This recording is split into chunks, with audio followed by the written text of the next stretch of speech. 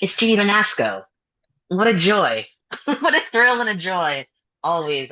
Jeannie, I'm so excited to have you on the Podstack, podcast Podstack. Um, you and I, as as we were just saying mere 15 seconds ago, we go back quite a ways. Thank you so much for coming on to discuss your third book, A Silent Treatment, which we are going to get into in more detail. Thank you for having me. Total delight. So those of you watching this who, maybe be just getting to know Jeannie, may not be familiar with her work yet, there are many who are because Jeannie very generously shared this Substack with her awesome memoir class. So thank you. I've got some subscribers from there.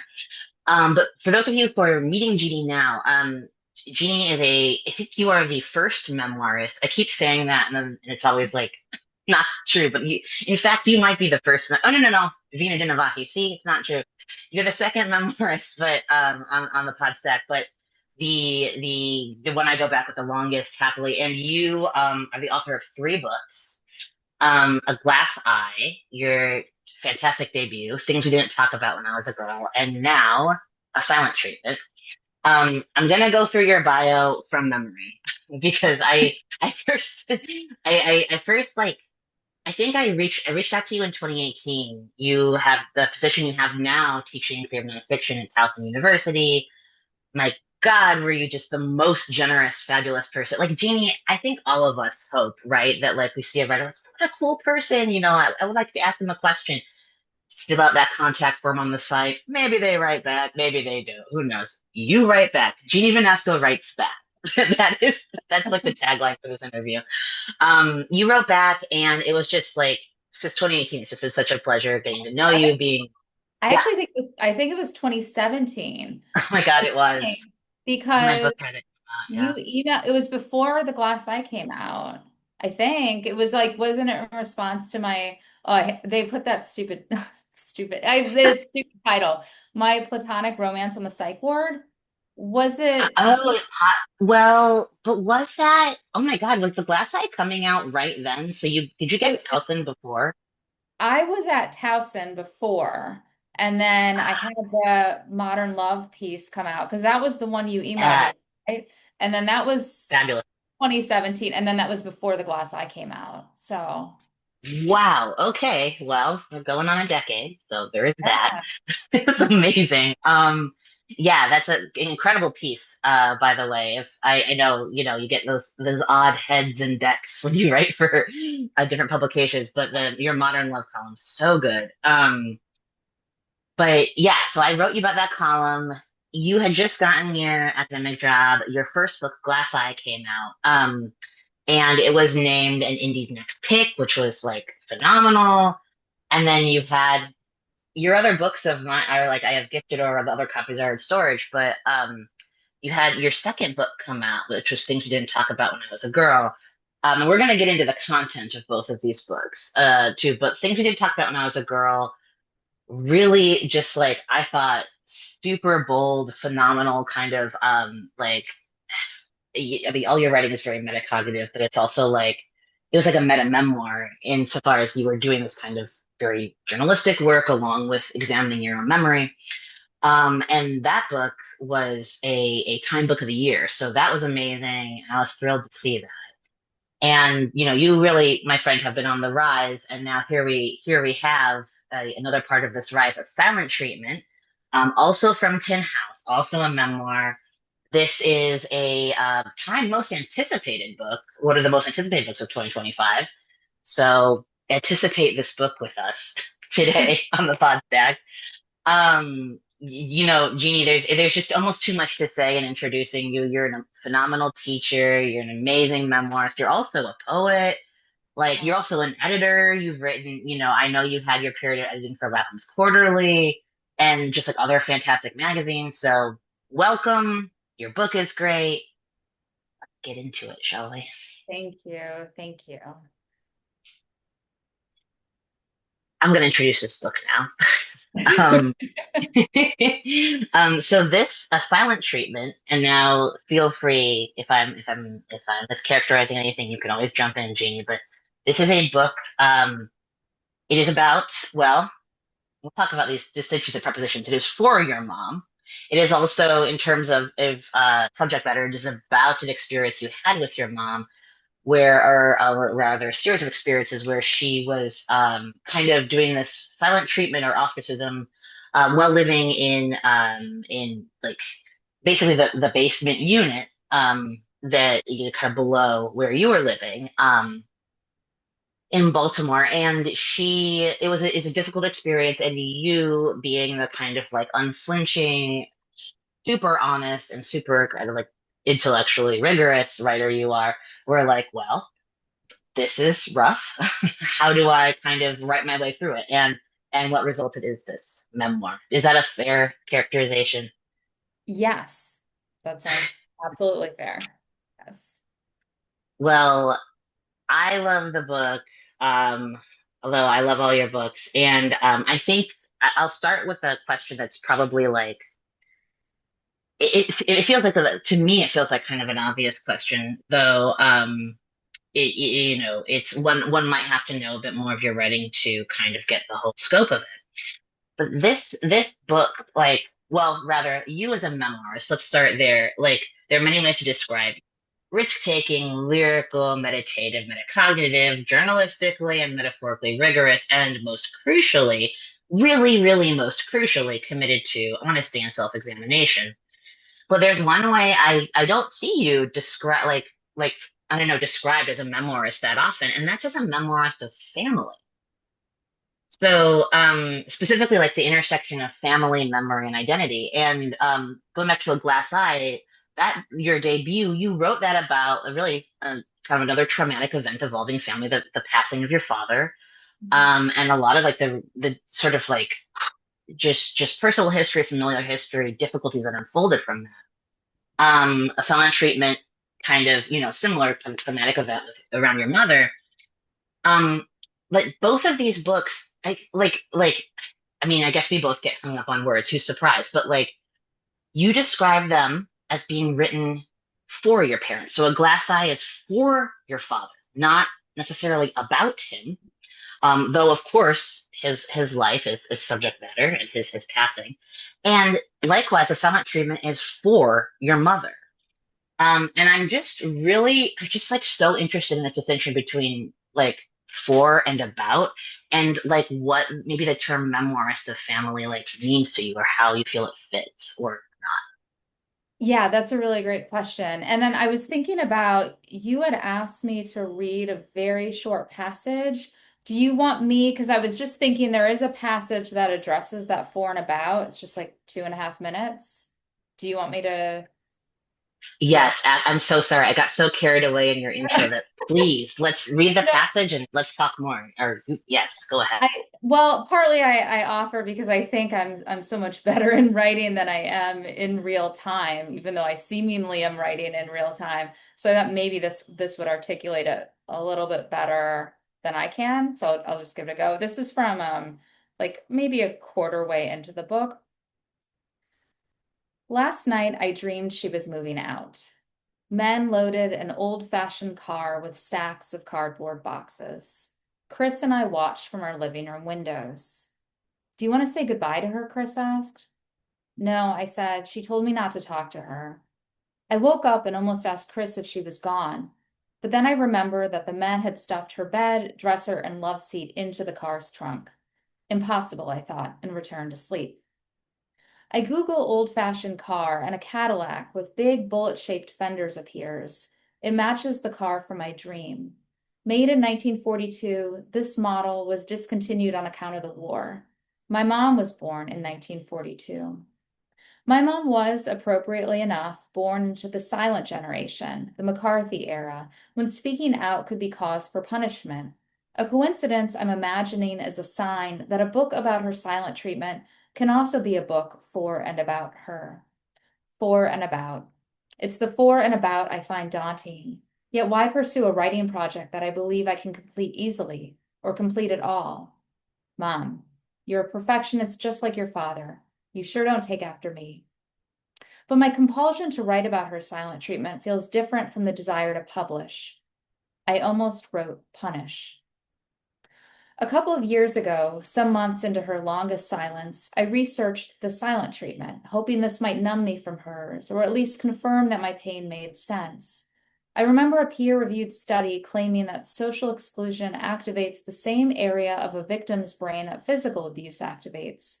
I believe it, but I say this as someone who's never been beaten, unlike my mom.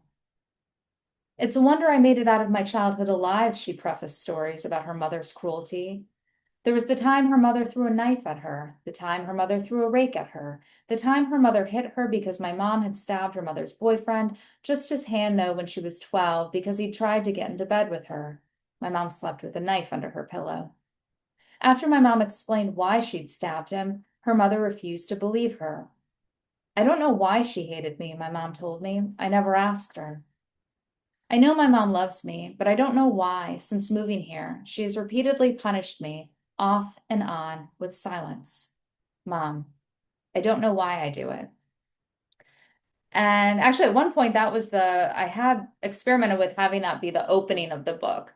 But just because it does get into, I love that question you asked about the for and about, because I think it's very, like, yes, the glass eye it was for my dad. And for a while, I told myself, I mean, I was telling myself, like, yes, this is for him. I promised him a book the night before he died, and I don't even know if he heard me make the promise.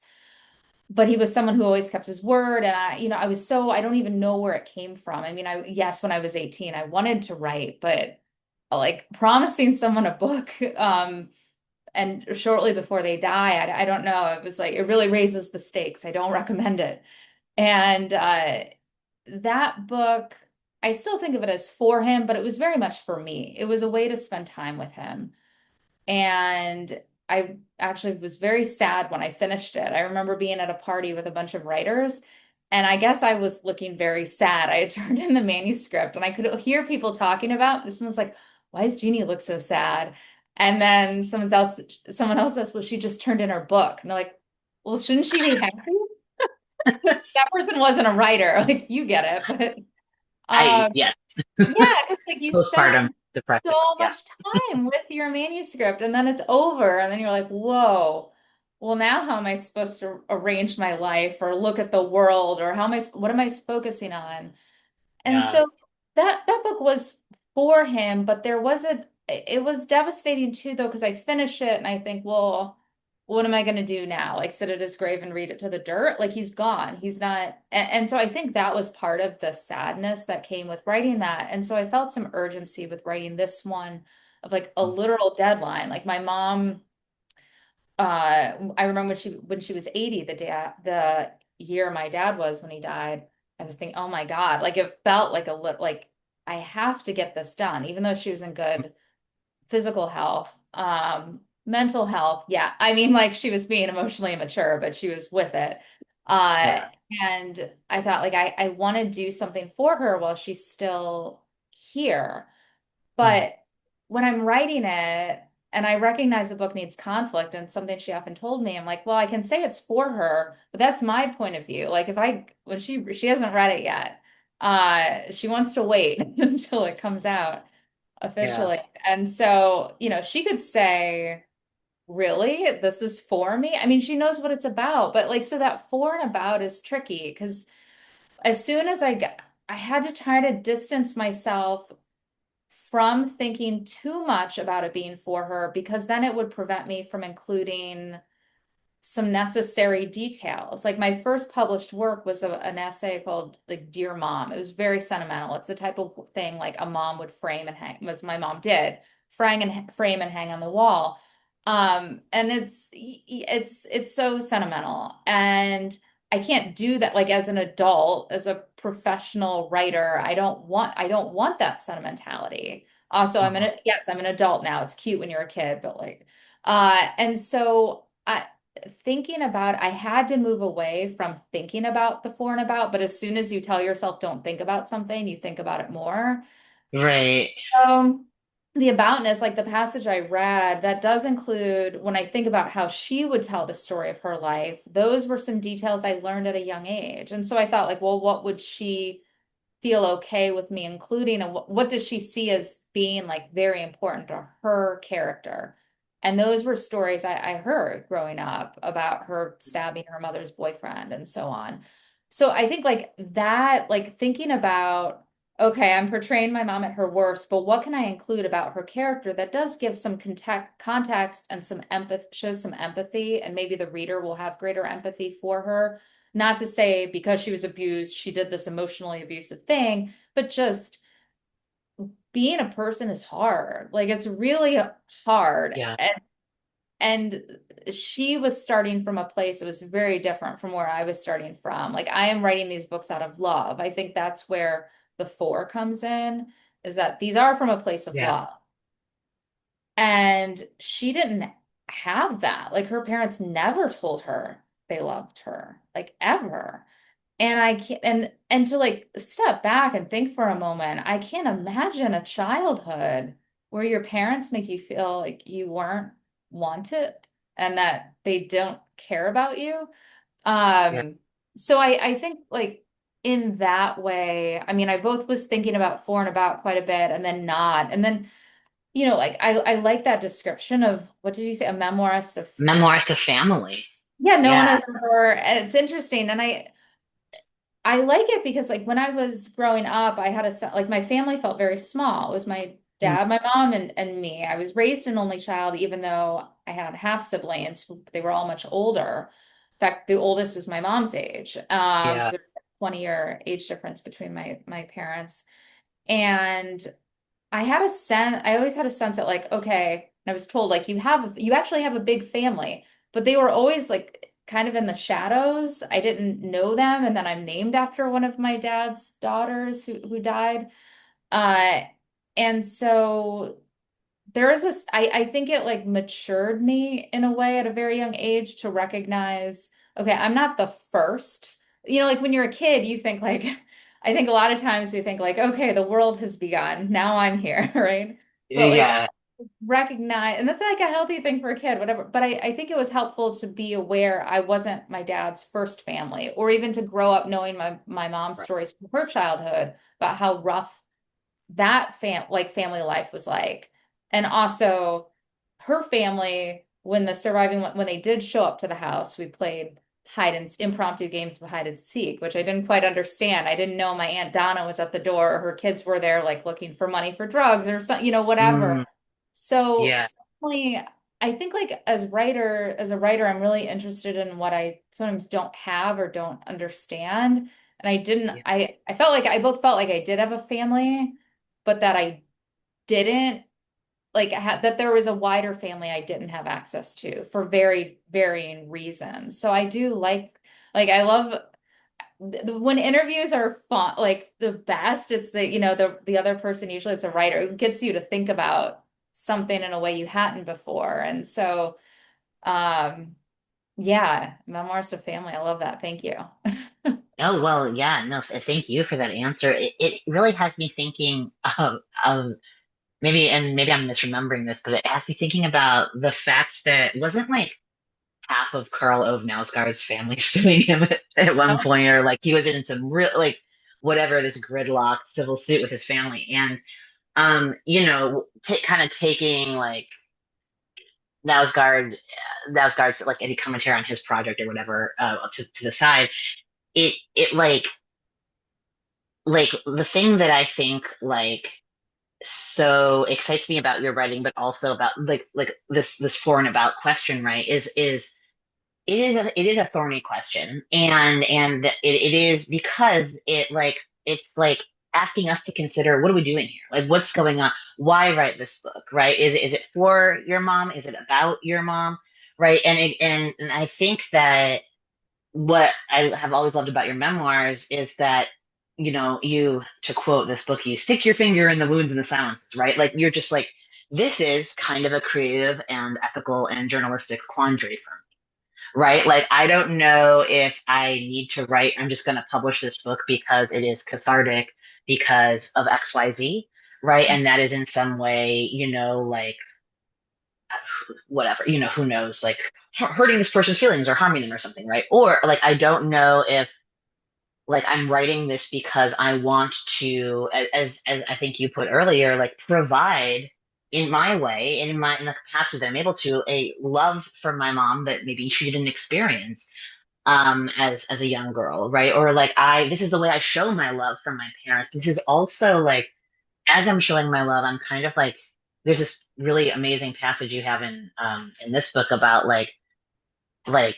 writing a memoir while looking in a mirror, right? I mean, it's just that's something you literally did, but it kind of like almost this it's almost a little bit of a joke in the book, but it's like and you're kind of like, oh, how narcissistic, right? But I was like, well, but no, because I think that what you do, what a lot of the best memoirists do, right, are like you arrive at a contradiction and you arrive at a quandary, you arrive at an unsolvable question, and there are so many in the course of a life, right?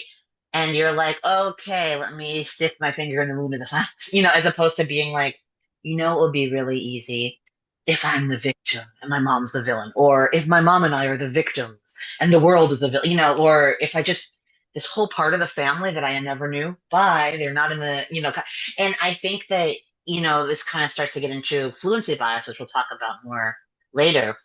But I love how you you manage to never shy away from complexity or like what feels like these dilemma bound questions.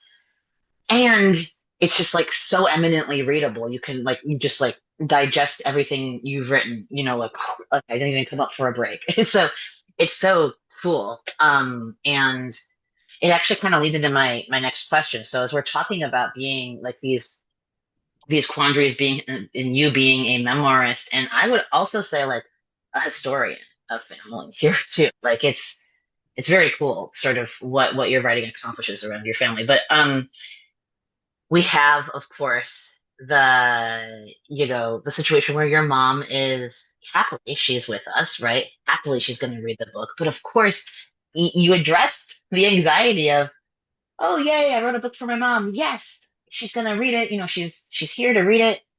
Oh my God, I'm terrified. The silent And like treatment part two. Yeah. a silent treatment, right? Here's hoping I Uh, don't. Here's silent hoping part. I'm okay with it. Yeah. Silent part treatment part two, still silent. Like it's just like it's no, but I think though that like again, you're in your very rigorous fashion, you like preemptively you address like the I think a very real anxiety, right? Of her eventually reading this. And it's so interesting, Jeannie, that you almost anticipated dialogue with her. This was kind of, I think, Nausgaard's issue, is that he did not do that. But I said I wasn't going to comment on Nausgaard, but I'm commenting on Nausgaard. While we're commenting on him, actually, why don't we Yeah, give some attention real quick? yeah. His wife, Linda Bostrom Knausgaard, incredible writer, and I Oh, want to her book, Welcome to America, because it was a novel where a young girl is going silent. And I couldn't find, I was looking for novels and memoirs that where somebody was experiencing the silent treatment. And this one is yes. using it. She's a very young girl, but incredible writer. And like I wish I mean she's known, but yeah, obviously not on the level as her ex-husband. Right. And I think she's such a sensitive writer. So it can be hard not to slip into, I mean, he wrote what, however many volumes of his story. But yeah, I just wanted to mention that book because it was an interesting, like reading that while I was writing this, coming across that was very, I don't know, it was very helpful in at least seeing it from another perspective, though from a child's perspective. Anyway, so I just want to Yeah. Ooh. Ah. It's called Going Silent. no, it's called, I think it's called Welcome to America. It's called Welcome to America, and the young girl goes. Okay, So it's not, fabulous. yeah, I'll yeah, definitely. Yeah, yeah. I will definitely link to it. It sounds like an incredible read. But yeah, I think this was all me preambling this question, which is like your book totally avoids this like victim villain antagonism. It totally avoids these like you and your mother as characters are never flattened. And I think I wanted to say you went to pains in writing this to represent your mom accurately and compassionately. Yes, she is doing something hurtful in the book, but this story is so much more complex than that simple, just sort of like, oh, I've been wounded narrative.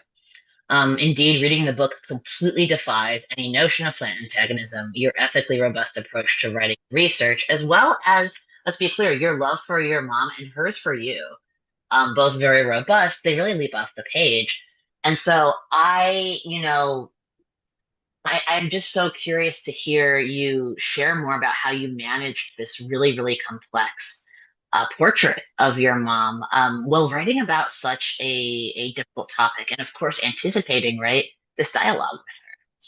Yeah, thank you. I'm glad that you found it her that she comes across like that you can feel some compassion for her. That is like I am a little the thing that makes me maybe the most anxious about the critical reception of this is how she's going to be received. I've heard from some readers early on. There was a librarian who got an advanced copy at the American Library Association, and she said that she thanked me and she said, "Please tell your mom thank you." She's like, my mom used the silent treatment, and she had a very similar upbringing to your mom. I feel like I can give her your book, and it won't seem like an aggressive thing to do. Like so that made me feel really that made me feel good. I mean, I know that everyone's going to have their own because of their own experiences or their own relationships with their parents. They're going to come at this from maybe I have a different perspective, but I did want to portray her as compassionately as possible while also considering what a hard situation it was for her. And so I think if I hadn't written the book, it might have been harder for me to feel like as sensitive or compassionate toward her because I think it's very easy when we're mad at someone or someone's like wronged us in some way to tell somebody like, oh, they're being such a jerk, you know. But as soon as for me, as soon as I put that in as a sentence, as I put it in writing, like my mom's being a jerk, right? Then I have to do something with that. Like, oh, well, I mean, I feel that impulse to do something with it because it looks not only so ugly and just so cheap and easy, but like what writing actually encourages me to feel that sensitivity. I think without doing the book, I mean, I still felt a lot of compassion for her, but it helped me, it really helped me look at how I was in some ways, I felt I was complicit. Like I didn't spend as much time with her as when she moved here. Or I would make like I would think about ways in which, yes, sure, like it's so hard to make friends. Like she had no friends when she was here. I already had like these friends. She's very insecure around people with college degrees. I'm like, Mom, your daughter's a college professor. But but creative writing, so I don't know if it counts, but she Jeannie, she you have to go to the faculty meetings. It counts. You have to do promotion and tenure. It counts. yeah. Sorry, Oh go yeah. No, on. I just remember in a couple weeks it starts. Yeah. Uh, Sorry to yeah. make us both a little ill. Anyway, go on. Yeah. But I think like without writing, I wouldn't have as much sensitivity. So I think that because I want it to be as good as I can make it, and that requires thinking about the ways in which I am not being as good of a daughter as I could be or as patient as I could be. Like when I think about like I had friends who would there's a friend, I don't include this in the book, but she was somebody who has a vacation house, and is like the when she would give me advice, it could be frustrating because she was of a different means, right? And my mom like felt financially stuck in this situation and I couldn't afford to get her anything. No, she wouldn't accept money from me. And so there were all of these ways in which I was thinking about how and why my mom felt stuck. And I felt terrible that she was in the basement. Like, yes, I tried to make it as nice as possible, and there's light and so on, but it's still like I was thinking like, okay, the house itself is positioning her and like she's beneath me.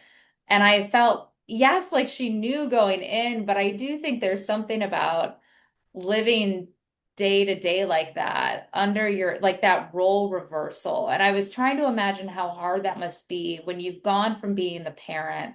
And my mom was someone who was, she was never encouraged to go do anything except be a mom, right? Get married. Her dad was like, you gotta, I'm kicking you out of the house at 18. So like it pushed her to marry somebody. And my mom lacked a lot of confidence. So she, very much didn't feel fully like she had independence. And so I think about that a lot and just all the different advantages I've had. So I think, yeah, I think like doing the book and thinking back over her life and the ways in which she what I was going to say was like her whole a big part of her identity was being a mom. And so then suddenly to be in like feel outside of that position, how hard that must be. And I recognize I'm not a mom. So like I can't it's hard to understand the position she was in. But I think like without writing the book, I don't know if I could, I wasn't doing it necessarily for catharsis. And at a certain point, I thought, I'm re-traumatizing myself. I need to stop doing this. But it did help me feel some closeness with her. And there were times writing it, I would just start crying. I feel like that as a memoirist, like we have to crying is part of the writing process. That's a It big part of is. the process. Oh, totally. Yeah. Like I cried I for say an that hour as I wrote today. sorry, say that again. Oh, I said What you like were? there were days I was like, well, I cried for an hour. That was like writing. I'm done. Like that was that's effectively writing, even though I didn't get any words down. But I would like write and then think about as I'm like describing the situation, think like, oh my God, this is so heartbreaking for her. And I'd immediately want to go talk to her, but then she, wasn't talking to me, so that wasn't going to happen. And yeah, so writing with sensitivity, I think it's just a matter of like doing the work and writing. Though of course we've all read, I think we've read there are memoirs out there where it doesn't read it reads as if it is kind of revenge, right? And Hmm. I Yeah. didn't want to do that. Uh yeah. So I'm glad that it came across as a sensitive portrayal. Well, and it also like your answer kind of has me thinking about, like moral agency and like the consideration we feel we owe to other moral agents, right? Like if I'm just like whatever, I'm at the Safeway, some guy, cuts in line or something, I'm like, oh, God, that guy's a jerk. Who cares? I don't know that guy, I don't want that man to die or anything. Like I don't want, if he were to his heart were to stop, I'd try to get him help, of course. But like it's just in that moment I don't need to be like, oh, like let me ask him like what his childhood trauma is, like, right? Like it's just kind of like, okay, I'm gonna just manage my emotions around that. It is what it is.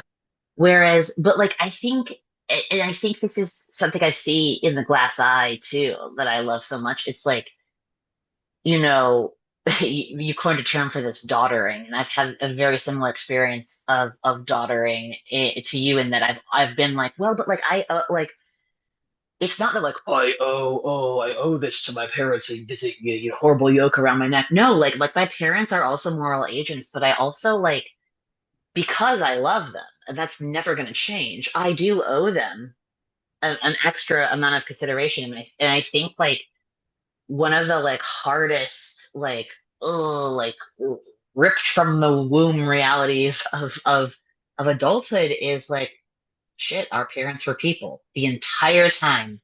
Our parents were just as scared as we are. They were, like right now or whatever in our 30s or 40s or whatever, our parents were just as confused. Our parents are trying to figure their own stuff out. And I was talking with my wife, and we were actually talking about because we're not going to become parents of children either, and um, as great as kids are, we were both like, oh my God, we're so happy we're not going to do this because I kind of understand rage. How, what was That mom rage, that Oh term where yeah, it's like yeah. women are just like, fuck to sleep, not hurting anyone, but just like yelling, just like go to sleep. And of course, this is not me like justifying like physical or verbal abuse of any sort. This is just me saying, oh my God, I have gotten to the place where I kind of understand people are how a parent could be at the end of their rope. That's all I mean. And so I say this to say that like a silent treatment is such, and I would say Glass Eye as well are such eye-opening books because you're we live in this like really kind of like fluency biased, morally simplistic, discursive era or space, right? Where it's like, is your mom a narcissist? Estrange yourself. Like a lot of, young kids are being told to do that, which is insane. Um, there's a bright line, right, between like my mom yelled at me once and okay, my mom has inflicted all this like actual abuse. So we live in that kind of era, right, where it's either that or you're kind of capitulating to other like legitimately abusive stuff, and it's so challenging, I think, because people want an easy answer, because the work that you do here is so hard to do, it does result in you crying for an hour.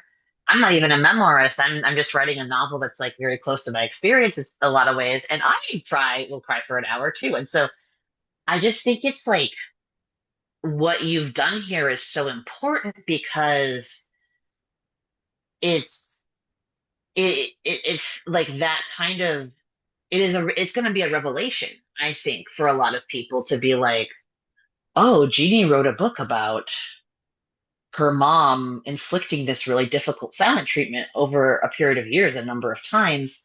And it's not just about poor Jeannie, evil mom. Like, as much as we want to like dress it up, a lot of people are going to expect, I think, expect of certain memoirs a kind of like revenge or very simplistic narrative. That narrative does like I'm gonna go be grand here. Like that narrative does our like growth as humans such a disservice. Mhm. And honesty does it such a service. And I feel really I feel really grateful for the work you do as a historian of your family because I imagine it feels like can feel very emotionally sticky and enmeshed because you're like, I must remedy, God, oh, the trauma. And it's so hard not to slip into, not to use a psychoanalytic term, but like that kind of codependent of like, oh, your pain is my fault. I'm responsible for this pain from your childhood. Fix it, and that's difficult. But at Yeah. the same time, what a kind of a rich amount of healing and narrative are, become available when you commit to that honesty. Oh, thank you. I'm gonna cry for Yeah. an hour now, but good tears. Let's both cry for an hour. That'll be the rest of it. Just cry. Um, how about we talk about fluency bias before Yes, crying? yeah. Yeah. So I just pre-ordered a copy of your book, and you, being the generous human you are, were like, "Here's a 3-hour memoir class, everyone who pre-ordered." And I was like, "Don't mind if I do." Of course, it was an amazing class. I recommend if everyone listening to this, please, if you know, Jeannie offers another Zoom class, I'll post it. Please take it. It was so good. Um, you introduce in that class the concept of fluency bias vis-a-vis memoir writing. And for those of you who don't know what fluency bias is, it is essentially the human brain's tendency to favor information that is easier to understand and process. Um, and this is simple enough, right? When we're thinking of like, oh, like reading like, getting directions off of an app or a roadmap or whatever, like, these kind of practical things. But of course, it gets a lot more complex when it comes to something like writing a memoir, or even like writing a novel. And I'm so interested, for you to share a little more about what fluency bias might look like in memoir and how it could be challenged. Yeah, I mean, I think like challenging it is a matter of when you come across a contradiction, like you start to think, well, that doesn't fit within the narrative I thought I was working with. Well, then I think that's a moment to lean into it. And a lot of times, like we fall into fluency bias, I think, when we're trying to minimize or omit contradictory experiences or feelings. And I do think it gets tricky because there is a memoir is by nature selective, right? A silent treatment used to be triple the length at least. There's so much that was in here that I just had to cut. Um, but when is something a lie of omission and when is it simply irrelevant or like unnecessary to the work? Because ultimately trying to make works of art, and in doing that, we have to leave some things out. So I think it's thinking about our motivations behind what we're leaving out and why. Sometimes I've faced this where there's someone in my life who I know would not want to be written about, and this person is important. However, I think it would be unethical for me to go there because I know that's not what they would want. So I just that somebody could say is a lie of omission, but it was just something I reframe a story, I think sometimes where I'm like, okay, well, that person doesn't necessarily need to be in this. And that can be tough. But I do think in writing memoir, it is like I do think about the ethics of it a lot. And we do deserve, that's not to say just because someone doesn't want to be written about, that means we can't write about them. That's just where I landed with this particular situation. Um, but I think like considering the motivations for why you're leaving something out, or if something seems like an easy cause and effect, like we're so often like in memoir writing, we're taught to like hindsight perspective is everything. And yes, hindsight is very valuable.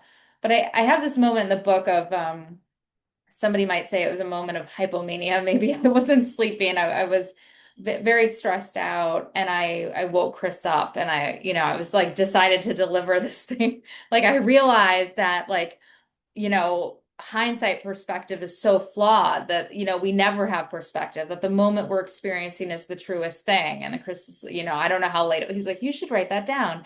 And but I do think that's why you get people where you can write multiple memoirs because from whatever period you are in your life, if you're writing about the past, you're going to write about the past very differently. And so I think it's being open to an awareness of the contradiction. It's an awareness that like we are biased by all the experiences we've had between the past we're writing about and then the present that we're in. Mm. And I think it's why I don't really know how to entirely, because we tend to like flatten our past stories. Like it makes it with fluency bias, like what is the neatest, easiest story to tell?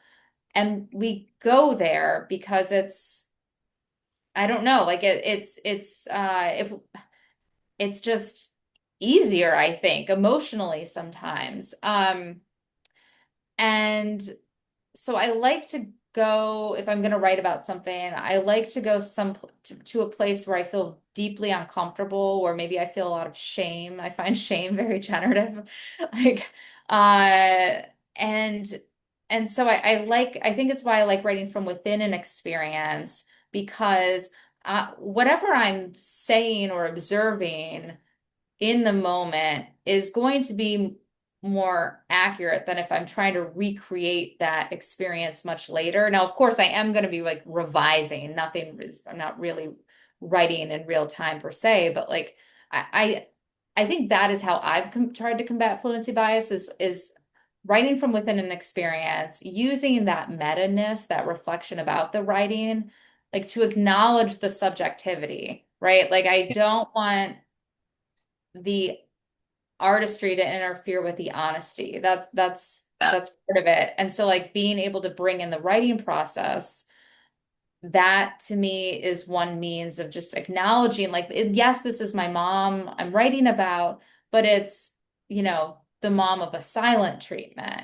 She is a character. It's like she's filtered through me. It's not really her. It's my experience of her during this very difficult time. And Sure. I think like that can be hard to for some readers might not, I don't know. Why I don't want to like assume maybe how people are reading something, but I think that's my concern that people may forget at some moment that my mom is not the mom in my book. It's not really her. And so I like to have those meta moments where I can acknowledge that I don't know if I'm getting it right, or, maybe she did this because of this or whatever. It allows me for moments to like that, like deeper moments of interiority, because I'm not necessarily interested in strictly what happened. The why is fascinating, but all the while I'm like trying to figure out why. I'm like, there is no clear reason. And anytime I get to a place where it seems like, oh, she's doing this because her mother did this to her, then I step back. I'm like, okay, well, let's think about like the world is complicated. Like hindsight makes things seem so much easier and clear than they were. It's like when we read a news story and sometimes we think like, how could they not have predicted that this would happen? It's so obvious. It's like, well, it looks obvious now. So I think that's like fluency bias. It's hard and it's hard to avoid, but I think it makes for better writing when you do try, like when you're at least aware of it. You know, like one thing that it's coming to mind for me right now is that you kind of, not everyone who reads this or who reads your work is obviously going to be a fellow memoirist, or many more people are not going to be. And I think there's a way in which reading your memoirs kind of prompts us to think like memoirists without even realizing it, right? And there are so many, like, you've said yourself there, like memoir writing is so much more complex than, okay, I have hindsight, let's recount this chronologically. Like, it's memoir writing is an entirely different animal. And that, of course, well, it's a cousin of that, right? Because of course you are recounting things that have happened, right? But I think, like, I kind of want to, in a little follow up to this question, I want to bring up your second book, because things we didn't talk about when I was a girl, really, really, really, like, you were, to me, that is your most journalistic of the three, and you're kind of really, really, really training the loop on your personal experience and your memory. The plot of I feel weird calling it the plot, right? But the structure of that book being, you experienced a sexual assault when you were a young woman, and later on in life, you actually interview the perpetrator of this assault, and he agrees to the interview. And what kind of unspools is this really incredible, like, it's like this, like, almost like dialectical narrative where you're like interviewing this guy, Mark is his pseudonym, and you're sort of like, you have his memory, you have your memory, right? And it actually is the ultimate, like, it's like he said, she said, right? But taken to this kind of like almost like scholarly and, again, metacognitive level. And you're examining his claims, you're examining your claims, and I won't give away the kind of the twist of it, right? Which is the sort of, what I would say that the attitude he brings to the table is not the one might expect. But like, I thought that that book really, like, trained me to, like, it felt like, obviously it's not the same as like taking a class with you, but it felt like I was like, wow, this book is really prompting me to think like a novelist. Like, I'm not sitting down to this book and being like, oh, here's the story of, this traumatic event and this victimization, or, oh, here's these very sort of more, I don't know, I, the best word I can think of for it is a more commercial, Mhm. fluency biased memoir, right? Where it's like, and the arc, or here's what I overcame, right? And I just, yeah, I don't know. I don't, this isn't really even a question so much as, no, it is. This is a question. How would you say you were, the way you structured things you didn't talk about when I was a girl? How was that you challenging fluency bias? Like, how was that a challenge? Oh, yeah. Well, let's see. I think I was thinking about the fluency, but like how I felt people might have interpreted my situation, partly through the experience I had with a teacher in high school who was very sleazy. That's a little bit of the narrative. where I just remember things people would say, like this teacher had touched me inappropriately and was coming on to me and started some stalkerish behavior, and it got around the school, and I remember somebody, another student, saying like, "Well, you shouldn't wear short skirts like you do." And it's like I didn't think my skirts were that short, but also, and I was like, "Wait, also, like, how is that part of the story?" I don't know. Like, and so there were certain people are always looking for, oh, well, this person did something very inappropriate. So what was the victim doing, right? Right. And we look for easy, those easy explanations. Like if she had not Mhm. done this, then he would not have done this, or, and so I think by reaching out to him, Mark, I I was interested in how he told himself the story. Like how was he able to live with having done this? Did it bother him? And that what was his version of that night? And then felt very uncomfortable to go to that place because I thought, well, I was drinking. I drank a lot that night. And so there was one thing somebody could say like, well, you were drinking. Uh and I was just curious, like it felt so much more complicated though. We had been best friends for 5 years. Like how do you like destroy, why would you do that to somebody you care about? And by interviewing him, and that, to hear you describe, I was like, oh yeah, it's, I was like, wow, that's kind of like, I can't believe I did that. Like in doing it, Yeah. I saw myself as a character. Like at the time, everyone's like, oh Yeah. my God, I can't believe you're doing this. I was like, well, I don't know.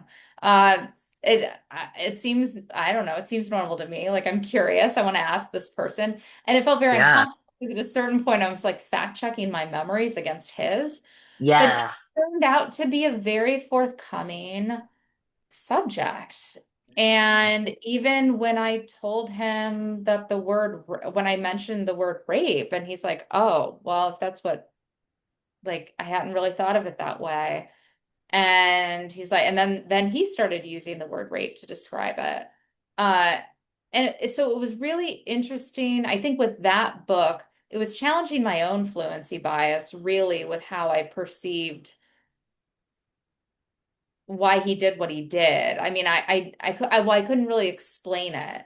I think it's like I wanted to believe he was still a good person. There was that too. Like, Mhm. we do bad things all the time. People do bad things. Um, what is the motivation? Is there even an answer? Like a lot of times there isn't. We don't know why we do what we do. And I thought like with that book, what was so interesting was he didn't know. He couldn't explain it.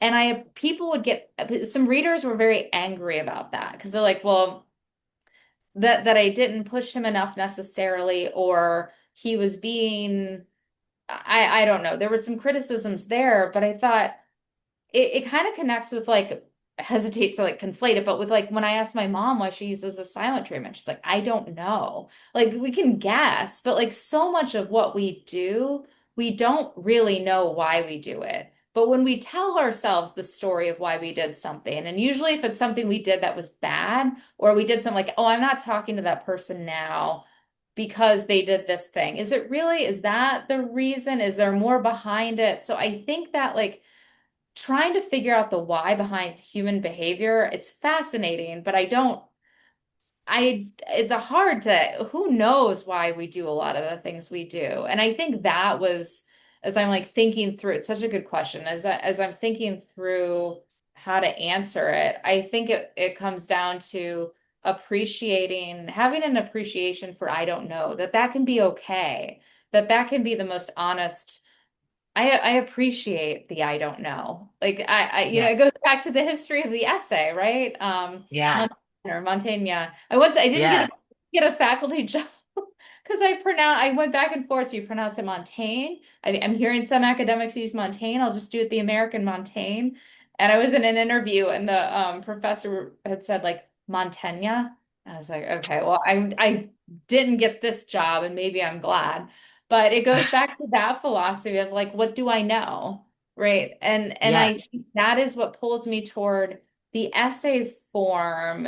And I do, and the essayification, there's been talk of the essayification of the memoir. And I do think of the memoirs as very essayistic in terms of how they move. It's not here I'm hitting these plot points, but rather here I'm trying to figure this thing out and I'm foregrounding that exploration on the page. So I do think of them as like they are very essayistic in that way. And then that there is no easy answer. And I think being able to be okay with that and that understanding our drive to understand something that can be the story. That can be a really interesting part of the story because what is propelling us to understand something? Like Yeah. what does move us toward particular obsessions? Uh, yeah. Does that answer? It hugely does. And I think, what, gosh, like this is something that preoccupies me as well, right? And like, well, any writer trying to understand human behavior. But it's like when you're okay, so like when you're writing about your mother's silent treatment, right? It's not as if you're going to say, Mom, why did you do this like really harsh and hurtful thing? And she's going to say, well, you see, Jeannie, it's because I'm a villain and I'm loathsome and da, da, da. And even same goes for Mark, right? Like this is what is so difficult, I think, for the fluency bias. I'm saying like broadly discourse we're living in. Of course, when I say discourse, like anyone, I'm always reading the social media or whatever. But of course, I think like shorter term takes and stuff like this, people or these more commercial memoirs. Um, that I'm cruelly throwing under the bus, but it's like these are not like these are things that are harmful, that are hurtful. It's pretty uncontroversial to say that like addressing like sexual assault is a huge social ill, misogyny is a social ill. These are things that ought to be addressed, um, and are being with varying degrees of success. And it's not as if again, I'm not conflating the two. I'm just saying insofar as these are like examples of bad behavior, it's not as if someone who perpetrates a sexual assault, it's not as if someone who perpetrates social ostracism is at their best. Right. Right? Like that's the challenge here. It's not as if Mark was like someone who was harming another person isn't typically isn't feeling great. Um so, I don't know if you saw the bubble there, but it's so silly when this come up. But like it makes me it makes me think too about the ease with which these whatever like cluster B diagnostic personality traits are tossed around. This person's a narcissist, this person's a sociopath. Are they? Is this behavior really antisocial?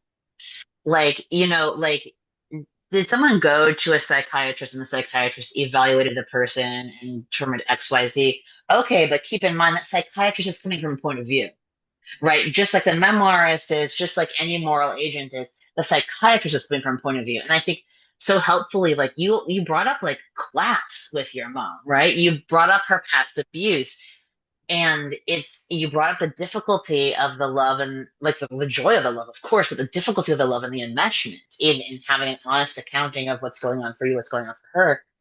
And I just think that like to me, this is why memoir writing is so important, especially, I love the work you're doing in it because it's just not like moralistically simple. And it's what we're missing from the kind of the post Me Too stuff, right? I think it's why Me Too stalled out the way it did. Great, amazing. We're aware that sexual assault is so prevalent. Okay, what are we doing to address it? Nothing, or like kind of like witch hunting, where it's like, yes, these guys are problems. Okay, and we're also like, you know, whatever that's going on with Philip Roth's biographer, right? Like, there's this tendency to want to dig into people's past because it's clickbaity, not because it's morally expedient, not because it's helping us, but because it's like, okay, So who did he teach at UPenn in 1991? And did he assault them? And people like reporters making tons of phone calls. And so, yeah, this is why I'm just like really, again, really grateful for your work because it challenges it challenges moral simplicity.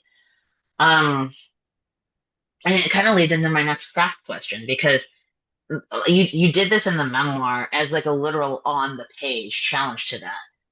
The plot, the structure is, whoa, my mom's giving me a silent treatment. That feels like hell. Let me write this book. And even though your mom is being silent throughout, you do this amazing thing where her voice is constantly interrupting in parentheticals, constantly. You'll get a parenthetical and mom and something she said after present. Um, and I thought it was an amazing decision. I thought it was a brilliant craft decision. I thought it did so much to complicate the situation in all the ways we've been talking about. And I would love if you could tell me just a bit more about why you made that decision.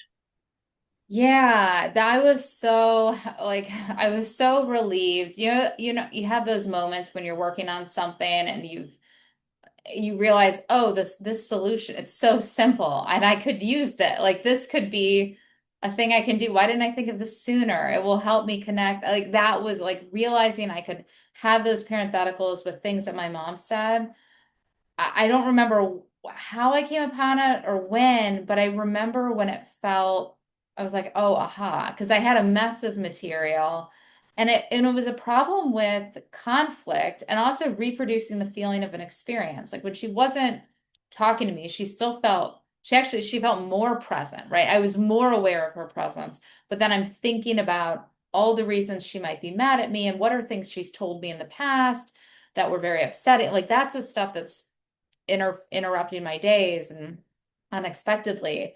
And but also like the book is me in conflict with somebody who's physically not it's like she's under we're sharing a roof, but I'm not seeing her. And how do you have Right. conflict with somebody who's not there? I mean, it's from like how do you enact that on the Mhm. page? And it was because it helped me vary the forms of conflict. That was huge because the silent treatment as conflict, as narrative conflict, it's it's repetitive. Like and that gets very boring from a narrative perspective early on. If I'm keep okay, she's still not talking to me. She's still not talking to me. And I needed to be able to break out of that. But I also it allowed me to bring in more texture because I could have moments where, for example, I'm, cleaning the refrigerator. I don't remember where it is, but then I remember as I'm cleaning the refrigerator, something my mom said when she was a kid, how there were water bugs coming out of the fridge and the house was filthy. And her like having that moment of dialogue that interrupts me in this scene of it's a very fascinating scene of me cleaning the refrigerator. It gets me out of it and into an entirely new place. Like I can think about my mom's, now I can go back and have a passage about my mom's childhood. And it was very authentic Mm, experience of it, but they worked as like the parentheticals were moments of transition, but it also allowed me to have these moments of, well, there she said kind things too, or like mhm. she said things that were encouraging that that it's okay to do this book because while I was working on it, I was like, this feels like even though she said it was okay, it's still, is it okay? Like that became a big question for me. And having that reminder of like things, having reminders of what she'd said, like a book needs conflict. Like you can't just write about me. You need something else. Like, these things like that that she understood and that I was having trouble accepting. And so it was a solution for helping me really, because I'm somebody who writes. I think we've talked about this before, and you're like, oh, you're such a poet. I mean, I don't think of myself, I Mm. studied poetry and I started out doing poetry. I don't think of myself as I do, but I love poetry. And I think that my working method might be more like that of a poet. I think I told you once because I was like, Yeah, oh, do you yeah. write I love one your paragraph working method. No, and then you write let's say it and for I the audience, please. I said my undergrads must be like you're teaching me because I'm fascinated by people who write things in order or like who Mhm. write like one paragraph and then the next paragraph and then and that these are supposed to appear in that. I was like, wait, what? Like you write? I am so in awe of anyone who does that because I write in such a fragmented way. Like how I did this book, I was using my voice memo app at times when writing was really hard. My notes app, scraps of paper, notebooks, some stuff I lost, but like all over the place. And it was very much built up through fragments. And Mm, I think that I had so much disparate material that those parenthetical moments of my mom's dialogue, at times it helped me. They worked as transitions to get me to help me make some leaps and help with that associative that's structure. so cool. Oh But wow, it yeah. was really just like as it was, but it also had the effect, or I hope it has that effect of recreating how it felt, where you're constantly like where you're in a silent treatment and you're thinking back to things they said, because the silent treatment is really, I mean, it is generative creatively, narratively for the person receiving it. I mean, and what makes it feel torturous is like if you don't know what you did wrong, if they're not telling you you get, or at least I got into this place of like, I'd start to think about all the mistakes I'd ever made. And this gets into shame where suddenly, like, oh, it's like I'm the bad person. So it went all the way back to my first word. I felt guilty that my first word was dad and not mom. And I was, Yeah. and I had no control over that per se, right? But I was like, oh, how hard that must have been for my mom. Even though, and I did research about the occurrences of first words like mom versus dad, and that dad is actually very frequent because it's easier for infants to say something about the sounds. Uh, and that also sometimes the infants see themselves as, or it's understood that maybe they perceive themselves as of the same identity as their mother. They don't see that. But still, I'm like, oh, my dad was my first word. How mean of me. How dare I? Like, and so the silent treatment does that, that where you like, it is like you think back to things they've said, but then you think back to all the things you've done wrong or may have done wrong. And it gets stuck in a loop. So it is, I think that's what makes it feel so, for me, what's so painful about it. I'd rather my mom yell at me. But what's interesting and getting into the craft of it too, it makes me think of like, I'm fascinated by this idea of the tragic flaw. Like if a character would Mm, just do or say this one thing, the book would be over or the movie would be over. So when my mom, it's why early on I have like I quote my mom where after one of the silences, she told me, next time I do it, just tell me to go to hell, mm, and I was like, I can't do that. And she's like, why not? And I don't know why. And that is like, in some ways, that is my character's tragic flaw. I can't yell at my mom. I can't disobey my mom, though she is instructing me to yell at her the next time she behaves this way. And if I had just maybe done that, like that is maybe what she is of a different generation, a different class. There was yelling, right? Like maybe that is something that would work well with her, but I couldn't bring myself to do it. Or I wanted to recognize that she deserved her privacy, whatever. I wasn't just going to go down there and interrupt her or yell at her. I couldn't bring myself to have that conversation. And so I think about it's kind of getting away from those parentheticals, but I think a lot of times about like what is a craft problem I'm facing and how can I find some like some technical solution that will allow me to still hold the complexity and where it doesn't feel like a gimmick. I mean, it's all mm. gimmick, like really they're all tricks, right? But how do you make it not feel like a gimmick? And if it and that it to me those parentheticals felt emotionally true because that was my experience. Like stuff my mom would say was constantly popping into my head. Yeah. I mean, I think it's so amazing that it's it the mom parentheticals ended up being what reads as an interruption, um, is actually connective tissue for you. Like I remember you describing like you like cut up your paragraphs too and rearrange. That was the thing where I was, oh my God, you're a poet. But like it's amazing how it's amazing. Like I love hearing about different people's processes because it's amazing how the intended effect right there, spot on, perfect. It really resonated with me. extremely different routes to get there, right? But it is exactly the effect you intended, and it's like it's so cool because of course I'm one of those flat-footed sequential prose stylist types. I'd be like, okay, the mom interruption, and I think it's just amazing that yeah, it's so amazing that there's different routes to that place. But you said something else that I wanted to comment on, right? Was the I think it was a discussion of the fatal flaw. Like it feels like, and this gets into my next question a bit, but like I think when you're writing about when you are not the subject, especially, right? There's this sense of you pick the real rat king of a question, right? You pick the thorniest Gordian knot, this ugh, like how do I even begin to solve this sensitive matter? And when you said shame is generative, I was like, I actually agree because it's like certainly not digging into and reifying it and saying the shame is an accurate representation of reality, but excavating it because shame is a silencer, Mhm. and yeah, so it's kind of removing the silence, right?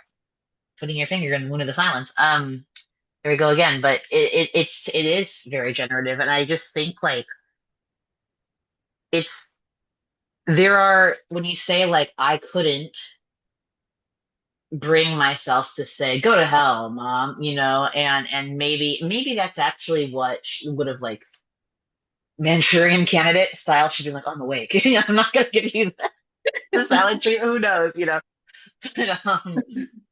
but I it's a problem that you feel like you cannot solve in life, right? Or to try to solve it would kind of bring you into this emotional morass of, well, I'm even more, enmeshed. And I think here's another term, but this is a term I actually like, unboundaried,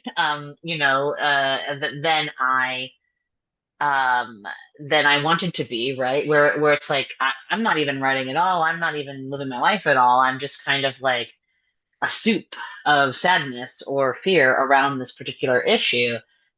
And I think like what felt really like great, productive, and interesting about this memoir to me was that it's a knot that cannot be untied because you are not your mother, right? And you cannot solve the problems of your mother's life, but what you are Jeannie and you can write this memoir, right? And so that's what I really liked about it because it's like one could one could really settle in. I mean, I think I speak for every woman here with a mother, which is every woman. One could really settle into a Grey Gardens with her mom. If anyone can be in the Grey, anyone could be Little Edie. We can all. I don't care how much money you have. I don't care this or that or the other. Anyone could be Little Edie, and I think that maybe that should be the title for this, against Little Edie, against the little Edification of a daughter. But it is a place to be, right? And I think this is a way of um it's a way of like not going into the morass, but exploring the question, right? Because the emotional morass doesn't have any answers. The endlessly codependent, let me solve it all, or the now I'm melting down and screaming at you. Not no answers there. Memoir, at least, well, I'll go back to Montaigne. Like, it is like you are trying, aside, right? You are trying to get at a solution, and I think there's more. There's more resolution or healing in that. Yeah. Maybe, yeah, that's what I have Yeah. found, at least with reading. And it's interesting though, because I'm, writing about the silent treatment and to do like part of the conflict there too was I'm thinking like, okay, my mom's lonely. I need to recognize I can't be everything for her. And I had to recognize it's normal for an adult child not to want to spend all their time with their parent.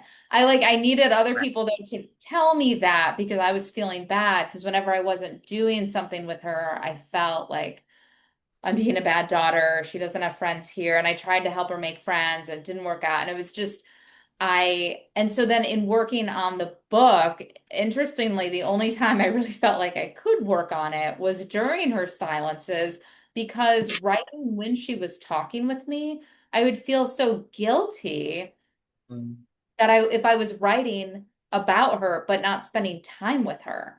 And yeah, I mm, could get up early, but I would think about, I don't know, like just how is like how can I write a book for her if that book requires I spend time away from her, but I'm also allowed to spend time away from her. It was just very right. complicated. And so it was actually like the silent treatment was a time I felt permitted to write about her because she was exiling herself. And yet in the writing process, it is such a lonely, it does, or at least for me to some extent, I need to be alone in order to write. I do think it's also a very social thing though, too. Like some of my friends are in this book, and those relationships, like it is a way for me to allow my lived experience into my writing as well. But Mm, so much of so much of writing is, I do need some silence.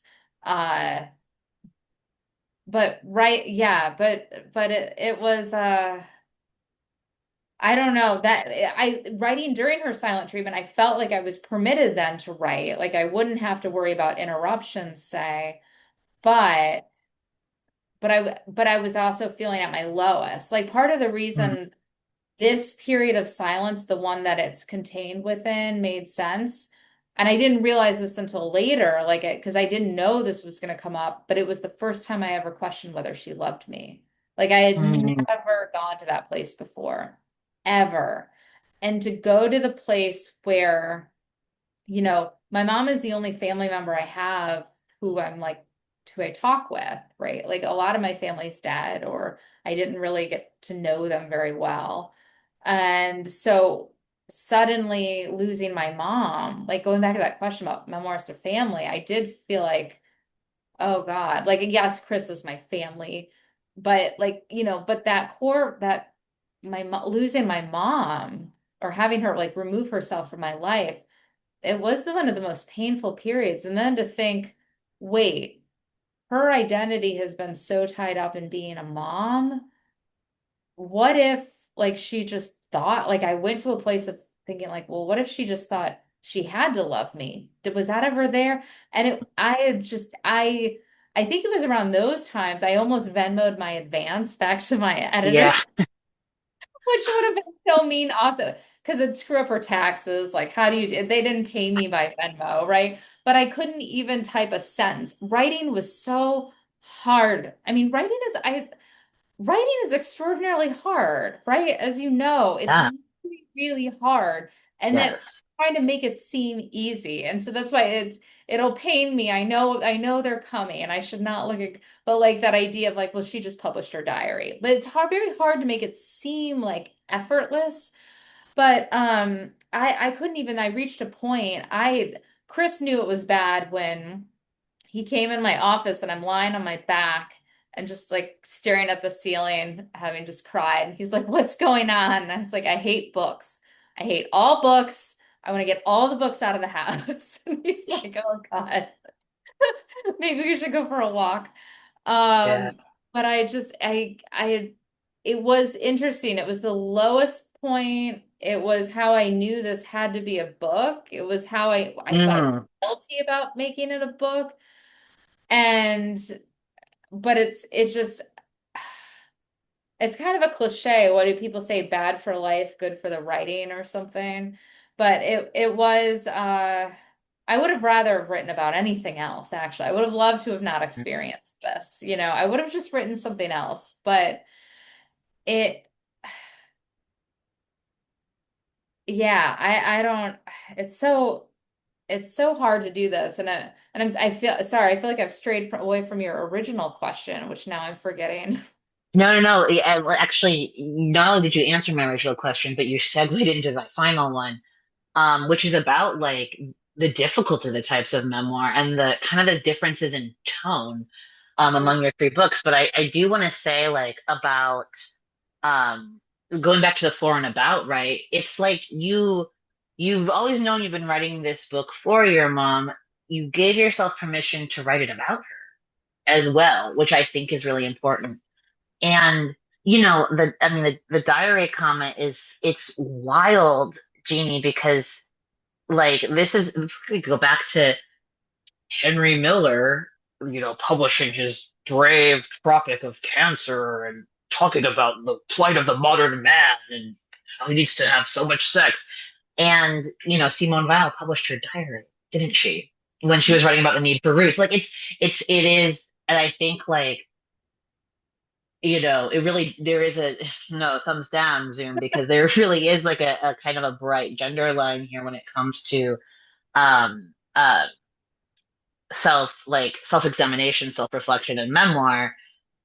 We see it actually with the the the Nausgards, or the ex Nausgards, because like this something about, right, being stereotyped as more forthcoming with our emotions as women versus like, well, men don't talk about things, so when a man talks about things, we ought to listen. It's so simplistic, but it happens constantly, and so many of my memoirist friends receive that same accusation of like, oh, this like rigorous, like morally rigorous, journalistically intensive, philosophically, like evolved examination of my past trauma is my diary. Okay.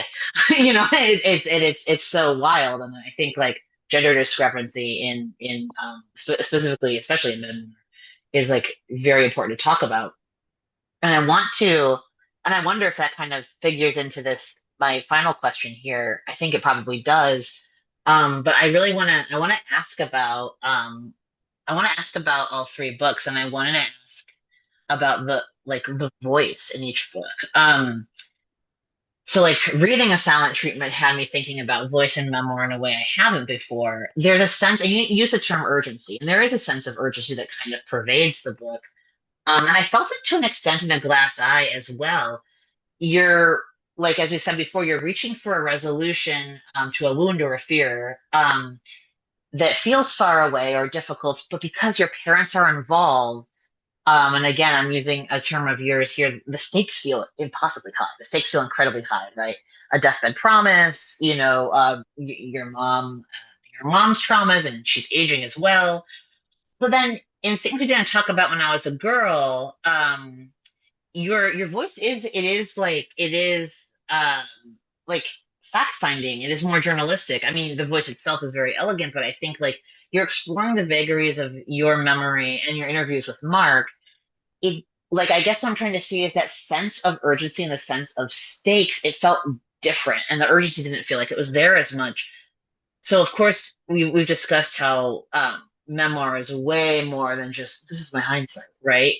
Different memoirs have different voices to them. And A Silent Treatment had, to me, the most like oof, like the most kind of urgent voice. Or you were keeping a very like I thought very meticulous map of like where your brain was going. And what you've just described is like so emotionally harrowing.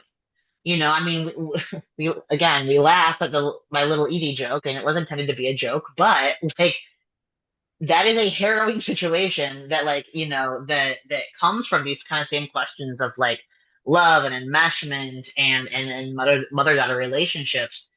And so I'm really wondering if you could talk about like the difference in voice among your books and the sense of like where your mental landscape was, like how you captured that sense in A Silent Treatment.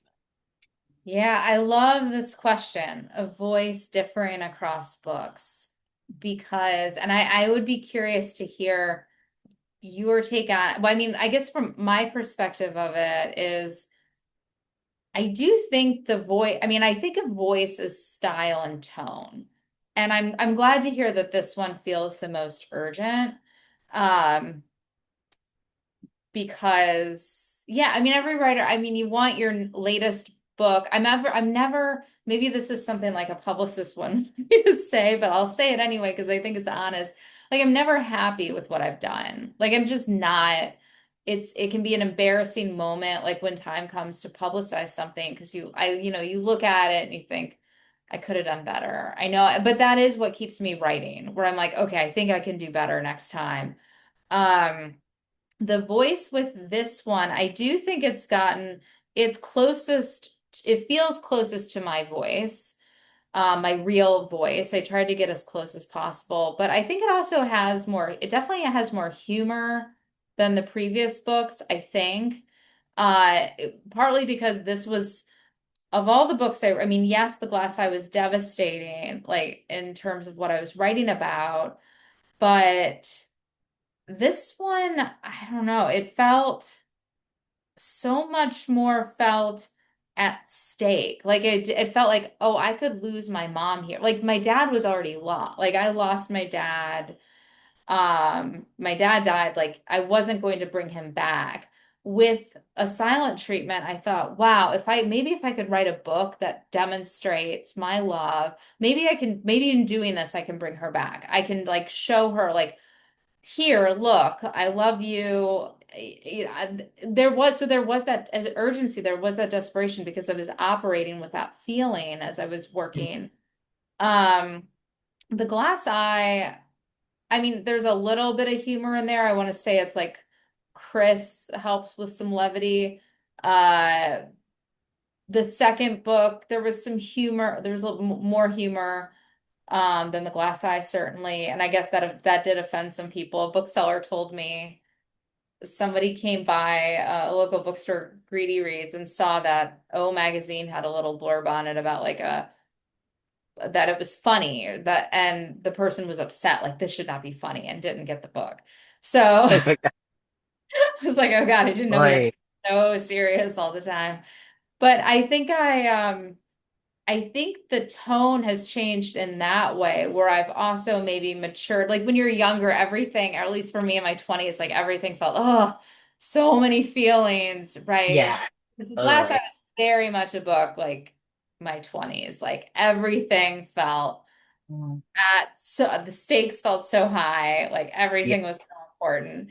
The second book a little bit less so, and then this one still the stakes felt high, but I could recognize, I don't know, there was a little bit more maturity to it, maybe. I don't know. But I also had to try and get out of my own way. An earlier draft of this was a little bit more clearly self-consciously literary, which ugh. Uh like I had showed Maisie, my editor, and she was like, "Yeah, I think like this is you being art, like the artfulness is maybe too capital A." I was like, "Okay, perfect. Mm. Thank you. I want that's like the kind of criticism I want." So this one, I don't know. I'm curious. Somebody interviewed me and had said, like, after reading A Silent Treatment, he's like, it's interesting. I'm reading it, I can think like, yes, this book was by you, but it's interesting to think of it after The Glass Eye and even the second book, like they both seems written by the same person, but it is different Hmm. stylistically. And I don't know. So it's hard for me to be a judge of that. Sorry to like flip it around, but I am curious if you see them as very different voice wise or Yeah. Yeah. I mean, I do. I think I love that comment about the histrionics of the twins. Totally agree. And there's such a difference about between writing about the 20s while you're still in writing about your 20s, far afield from them. I much prefer the latter. But yeah, I mean, the Glass Eye, to me, the Glass Eye is just is a very visceral read. And I think it was, I guess I would say what comes across to me there is a sense of, you're always very self-aware, but there's a sense of like being lost, like lostness and knowing that you are lost and feeling lost with things I didn't talk about when I was a girl. And I mean, it is like, yeah, it is journalistic, and not in a clinical sense, but in just kind of like, it's like a really gripping investigative piece. Like that's how it felt, which of course, like with like many other texts and disciplines and friends, scenes brought in, which is how a lot of my like all-time favorite CNF reads. And then with this, silent treatment, it felt very okay, so it felt like there's this revisitation of the kind of like lost this urgency of a glass eye. But then also there's uh, I think like your self-awareness has changed so that you are now you're in pursuit of solutions, right? Even though you know those solutions may be imperfect or maybe some of them may even feel like almost magical, right? Where it's like, oh, if only I could, write the book that would solve every problem ever my mom's ever had. Like of course won't happen, but I think like it makes me think the thing I really love about it, it makes me think of kind of like it actually makes me think, we keep going back to Montaigne, but it makes me think of like um essay writing in the 18th and 19th centuries, right? Like where you wrote an essay or you wrote a tract or a pamphlet, whether it was about yourself or another, topic, like with an end in mind, right? And I think like what's so interesting, you brought up like publicity, interviews and stuff. Man, a lot of books get written nowadays, not because the writers have something like meaningful to say and they like very much care about the novel and memoir, whatever collection they're putting together. Of course, that still happens plenty, but we kind of the end goal is like it just like blah, blah, blah, it fizzles out and dematerializes into like like be able to publish another book. I mean like get more followers, right? I mean like get people to buy this thing, right?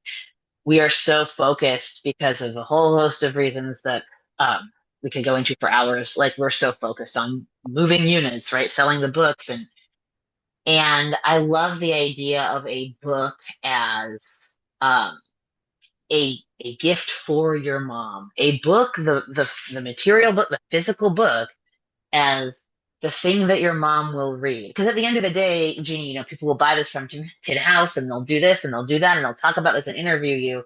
But the one moment that matters is when your Mhm. mom cracks open this book, right? And I love that because it feels like in the best possible way. I guess I'm an old soul too. I think we're both old souls here, but it feels like the best possible way. It feels like something that would happen in 1898, which like it feels like the book as gift, right? The tract as gift, or like, I'll publish a modest proposal because I want to bring to light the absurdity of, like wealth inequality, and it'll make it funny too. It'll stick in people's memories, and I think it's just like it's so cool. We really have lost sight of that. Like when I'm writing this is the first book I think.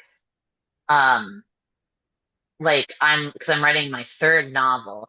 This is the first book I've been working on that is like, oh, this is actually like, this is a whole lot different from the past ones insofar as the object of the book intends to solve something other than the problem of my obscurity or fear of scarcity, whatever, and I think like I don't know if I'll do the comparison with me too because my debut novel like I feel like there's a parallelism. My debut novel, saying 20s in my 20s, I want to try it all, and also everything feels big, and then kind of the second novel was what look. I'm not trying to drag you into this here. For me, I was more like I want to do something that doesn't feel so unwieldy, and it's kind of like snappy and fun, and it has a lot of me in it, of course, but isn't like oh, I tried to put everything I know into here. And then the story collection, kind of a different animal. But now the novel I'm working on now, it really feels different. It really feels different. It feels quite confessional. And so yeah, that sense of I don't know, like when it hews so close, it does feel like the stakes are high. When it's more than just like pre-order my book, here's my Instagram. I mean that feels different from like my mom or like the healing of my family, whatever. So I think that's a really yeah, that's a really it's a challenging thing to think about. How could one not feel a sense of urgency around that, and yet at the same time I think we can both attest, right? It's really cool to capture that on the page. It's a fascinating and interesting read. But living in a sense of urgency is much harder around your life or around your art, right? I mean, that'll. it feels like it'll fry you. It fried me. Has fried me.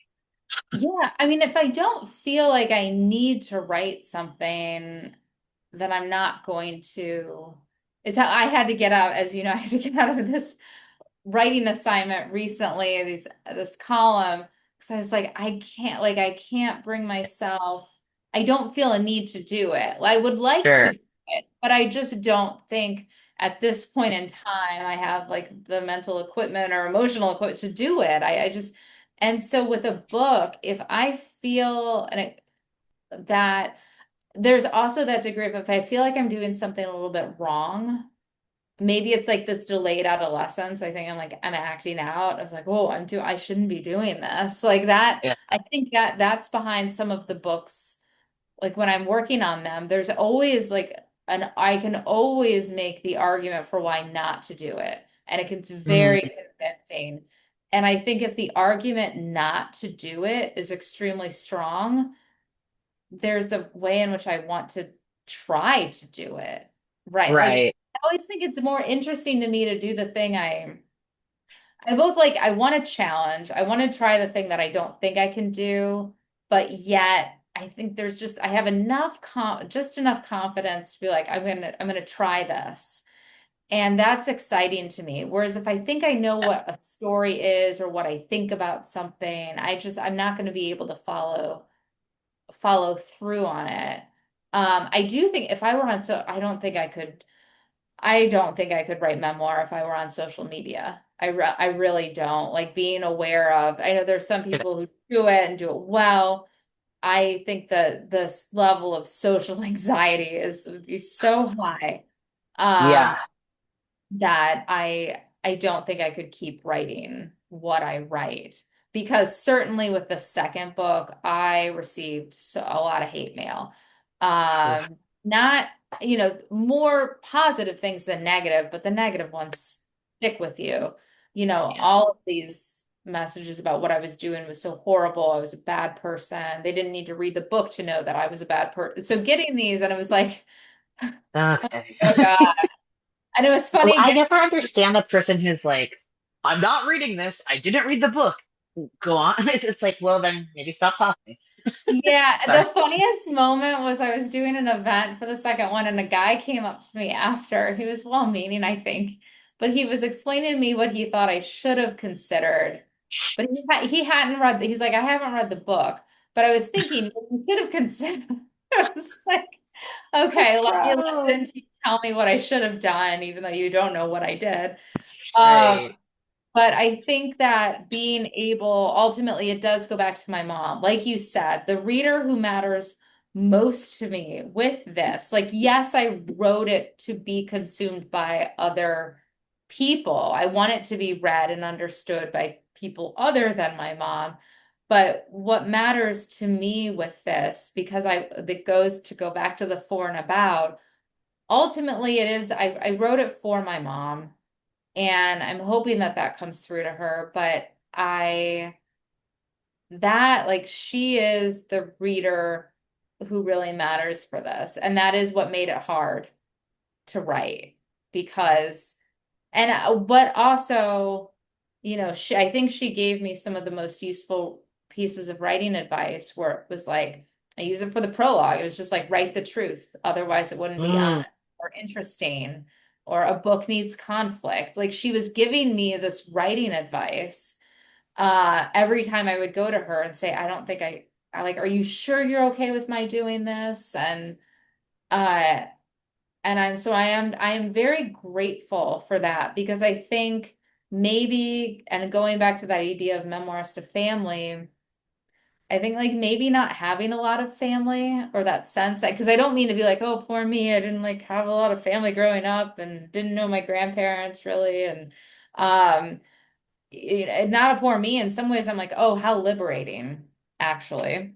I would have loved to have known them, but it does make it easier because I think a lot of people that concern about how their family will respond gets in their way. And really the family I'm thinking about is my mom. And I still think about my dad, even though he's gone. But uh that's who matters. And I would not be writing books if not for them. Like I'm very lucky that they encouraged me um to pursue something that was very like financially unstable, like especially given the class, the backgrounds they were from, there wasn't that, they could have pushed me in a practical direction and they said, life, you get old soon enough.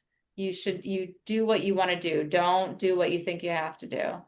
Um, and that is like one of the greatest gifts, I think, as a kid that one can get from a parent is to be told, Oh yeah. you get old soon enough. Do what makes you happy.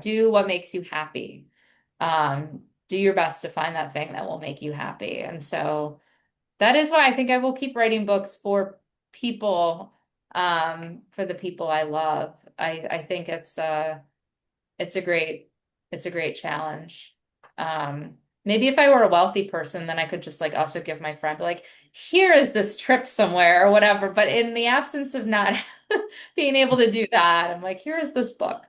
Um, so I am a big proponent of writing from a place of love because I think that's the ultimate one of the ultimate challenges.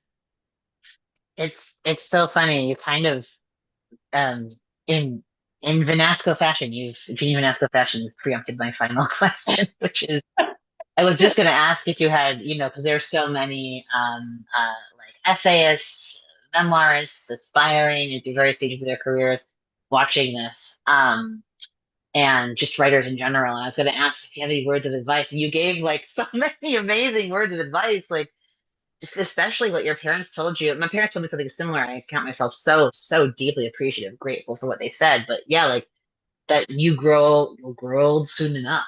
Like, do what you love and or write from a place of love too. I think that's such a like oh, that's so accurate.